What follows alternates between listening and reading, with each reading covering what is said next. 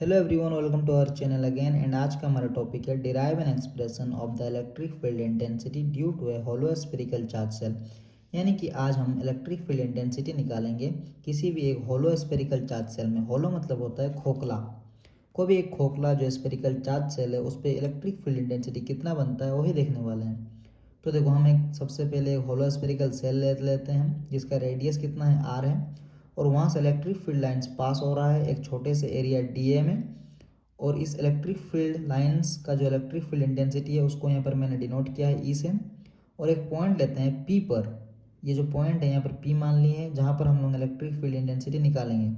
तो सबसे पहले इस फिगर को कंसिडर करते हैं।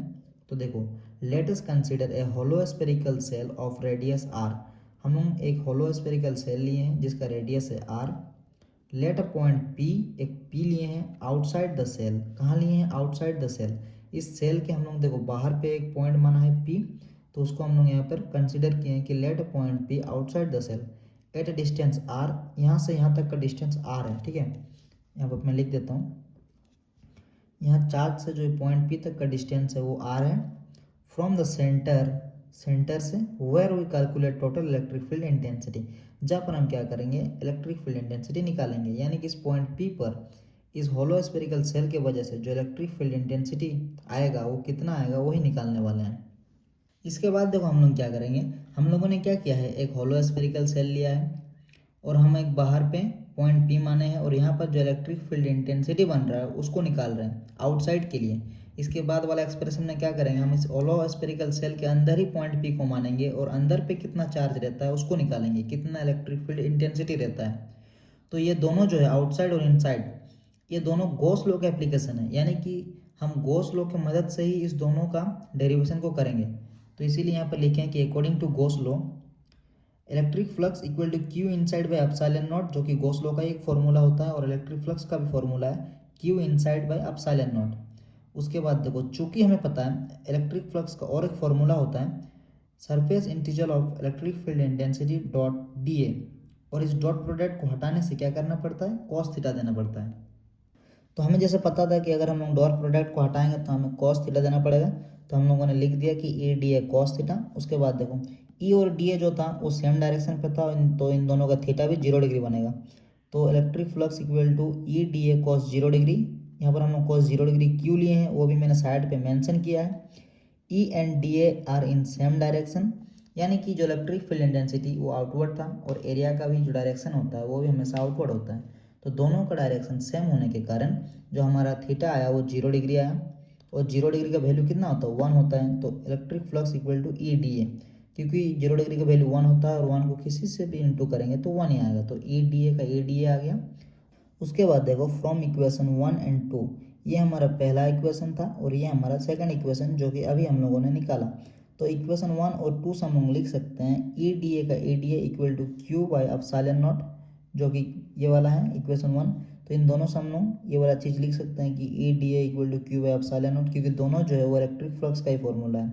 उसके बाद देखते हैं, देन देखो क्या करना है, हम लोगों ने इक्वेशन 1 और 2 से ये चीज़ तो लिख लिया।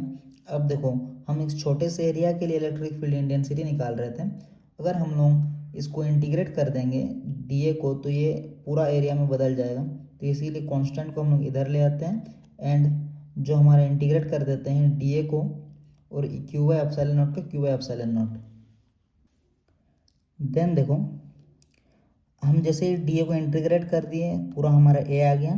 तो E A equal to Q by epsilon not, उसके बाद ई का ई, क्यू का क्यू, और ए को अगर हम लोग इधर लेके आ जाएंगे तो इंटू पे आ जाएगा। तो Q divide by epsilon not into A. उसके बाद देखो E equal to Q, epsilon not का एप्सिलॉन नॉट इंटू, हमें एरिया पता ही है कि स्पेरिकल हमारा शेप था, हमें स्पेरिकल होलो स्पेरिकल सेल के लिए इलेक्ट्रिक फील्ड इंटेंसिटी निकाल रहे थे। तो उसका जो एरिया होता है स्पेरिकल का वो होता है 4πr²। तो इसीलिए यहाँ पर 4πr² लिख दिए। उसके बाद देखो ई इक्वल टू, देखो 4πε0, इन तीनों को एक तरफ लेके आ जाएंगे तो हो जाएगा 1/4πε0।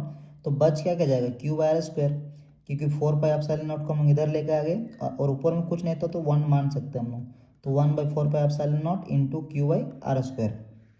तो 1/4πε0 का वैल्यू हमें पता है, के का वैल्यू होता है 1/4πε0। तो इसीलिए ई इक्वल टू के क्यू बाई आर स्क्वायर, तो ये हमारा फॉर्मूला आ जाता है, जो कि गॉस लॉ का पहला एप्लीकेशन है किसी भी होलो स्फेरिकल सेल के लिए आउटसाइड में क्या होता है, E इक्वल टू के क्यू बाई आर स्क्वायर। यानी कि इसका सिंपल मतलब है कि आप जितना ज़्यादा चार्ज होलो स्फेरिकल सेल में रहेगा उतना ज़्यादा इलेक्ट्रिक फील्ड इंटेंसिटी उस पॉइंट पर बनेगा बाहर में। मतलब अंदर पे जितना ज़्यादा चार्ज रखोगे उतना ही ज़्यादा इलेक्ट्रिक फील्ड इंटेंसिटी बाहर पे आएगा। तो यही हमारा जो आउटवर्ड के लिए था उसका एक्सप्रेशन है। इसको आप लोग अच्छे से नोट कर लीजिएगा, एग्जाम में बहुत बहुत बार आता है, 5 मार्क्स में आता है ये। ठीक है, तो आज के वीडियो पे इतना ही, मिलते हैं।